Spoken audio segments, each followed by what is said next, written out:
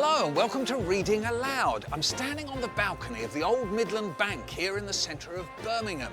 A beautiful listed building, now a bookstore. But that connection with money is spot on for today's programme because we've got lots of it. Yes, in this week's programme, Millions, the movie. How a family film became a best-selling book and then inspired some magical work in the classroom. And Diamond recalls a very special teacher. She chose books that deliberately had very good, catchy beginnings, ones that were magical, that took you into another world. And we uncover the secret life of Hans Christian Andersen. But first, Millions, a new book that's proving popular with teachers and their pupils.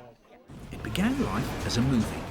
It's the story of two boys who discover a big bag of cash which sets them on the adventure of a lifetime.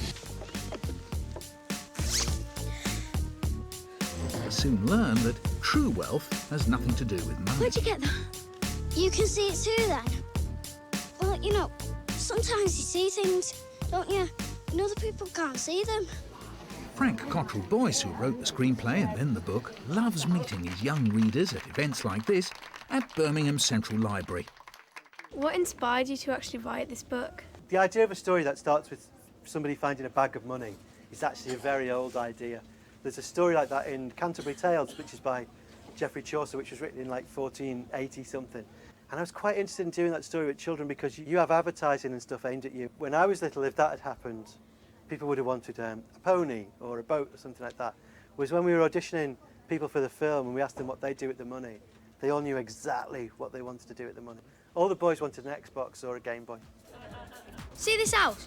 We could buy two like that, if they knocked them off the asking price. And if we did buy property, that'll go up in value, so we'd have even more money.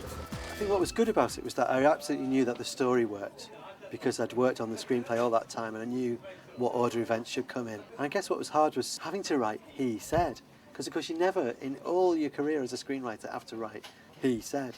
And it became a kind of real mania with me. I'd get to the end of a page and look at the page and all these saids were sort of jumping out. You just seem to be repeating yourself so much, which is a really obvious thing.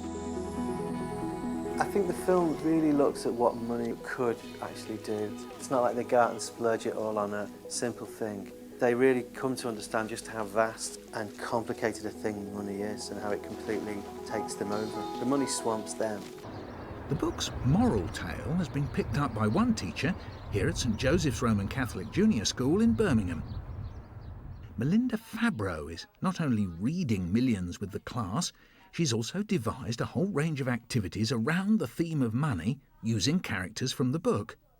Today we're going to be doing an activity about how you might spend this money, or what you think Damien and his brother Anthony should do with all this money they find. What does it do to them when you actually bring in a big stack of stuff that actually looks like money? All right, it isn't, but it looks like it. Oh, their eyes pop open wide.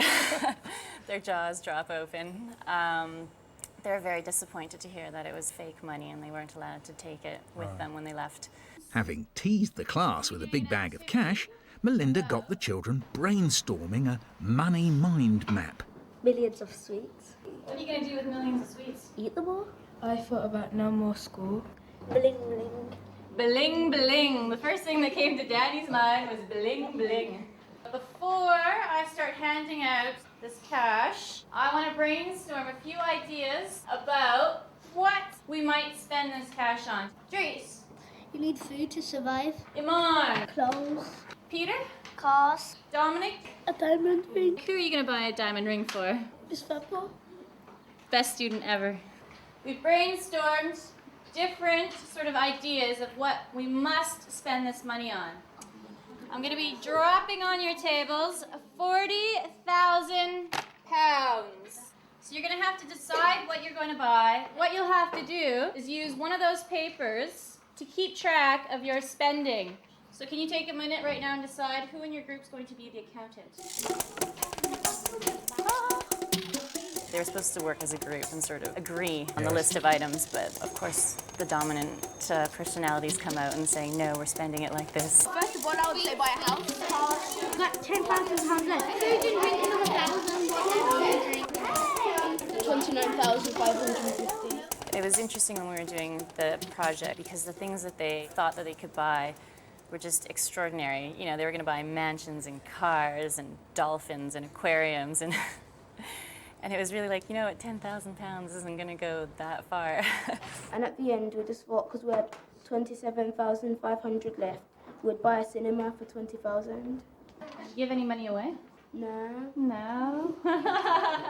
Damien's buying statues and wants to do all this sort of, you know, donate to charity and whatnot with the money, and they're sort of thinking, why, what's he doing that for? Now, the children in your school, they're Catholic, and Damien's Catholic. So was there some kind of rapport going on there? I think they were actually quite fascinated with Damien's attitude towards saints, and just the fact that he's naming them all the time. Claire of Assisi, 1194 till 1253. I was like, human television. You're the patron saint of television. Keeps me busy. They were amazed that there could possibly be a patron saint of television and quite excited at that. So when you put all that together, what do you think the children got out of it? I think the kids just get a better understanding of the book itself. They get excited to read. I mean, now every day they're asking me, when are we going to read millions? When are we going to read millions? And partly that's because you've asked the children to be Damien. That's the magic leap, isn't it? Yeah, I think they feel now that they've sort of invested a bit of themselves into this story, and they're, you know, wanting to see how it's going to play out. I want all the money back in the bag. Quickly, all of it, Dominic. I'm watching you.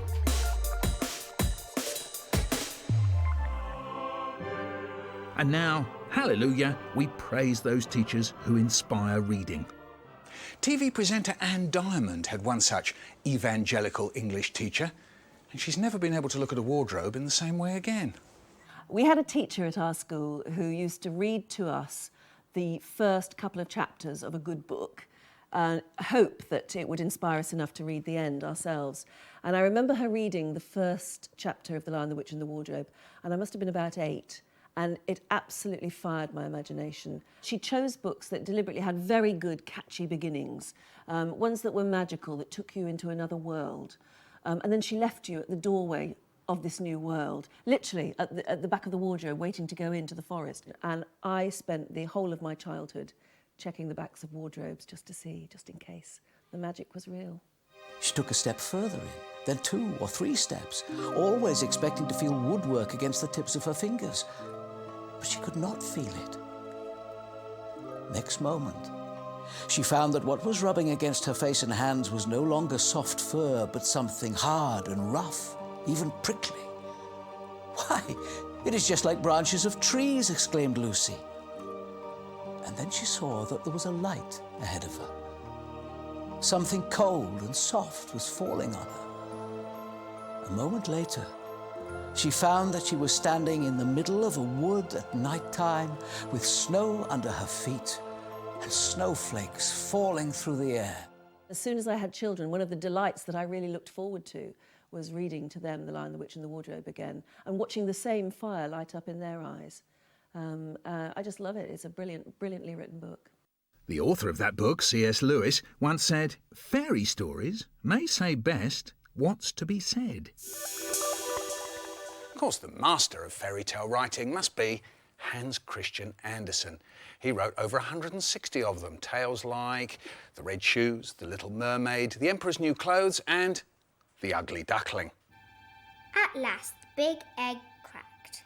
"Peep, peep," said the young one as he tumbled out. But how big and ugly he was. "There's a fine family," said the old duck. "All the children are pretty, except that grey one. He won't do it all."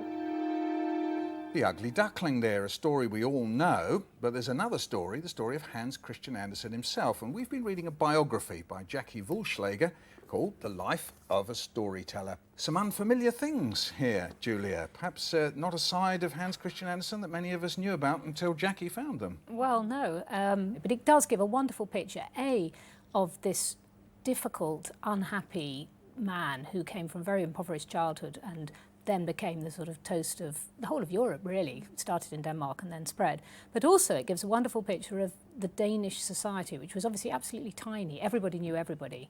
And he set his cap at rising to the very top of it. It surprised me just how much of a sad person he must have been. He obviously did very well to get anywhere in life, considering the start that he had. An illiterate, alcoholic mother, a father who died when he was quite young. So he did do well, but I think there's one quote in the book which says something along the lines of, I seek honour more than gold.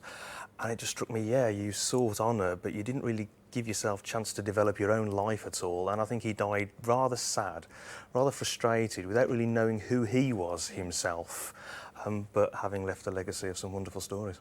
Now, you presumably know the stories. We all know some of the stories.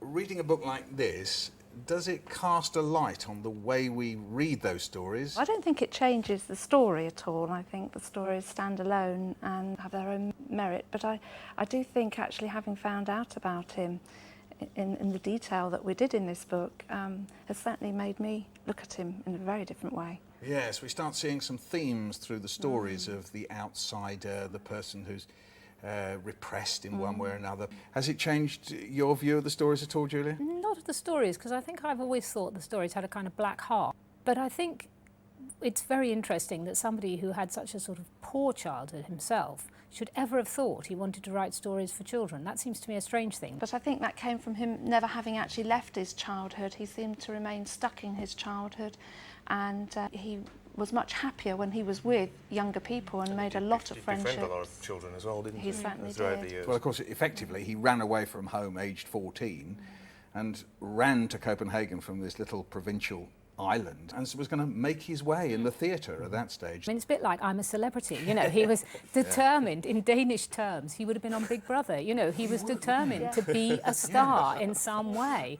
Now, this is a book that I think can claim to have revealed for the first time that Hans Christian Andersen was gay.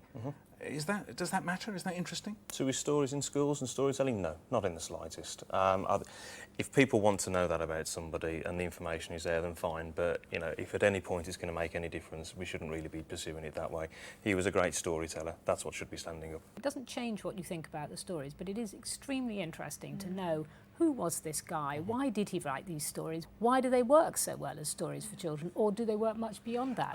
Now this is interesting, because we only know in this country usually about 25 stories of Hans Christian Andersen. One of the things this book did for me was to send me into looking at some of these other stories that are really very adult. I mean, a story like The Shadow, about a man whose shadow takes him over. I mean, it's a bit like Dr. Jekyll and Mr. Hyde, isn't it? I suppose one of the interesting things to ask is, what would Hans Christian Andersen feel about the fact that he is remembered as the author of half a dozen wonderful fairy stories and not remembered for his adult writing? I suspect he'd be absolutely heartbroken. I think he'd just be happy to know that he's been remembered. And famous. And famous. And famous, absolutely. The other side of Hans Christian Andersen. For me, the Great Dane suffered an irredeemable blow once the sickly and slightly creepy Danny Kaye wrapped his voice around "There once was an ugly duckling," which seemed to be played almost once a week on BBC's children's favourites when I was a kid. Enough upsetting nostalgia. See you next time.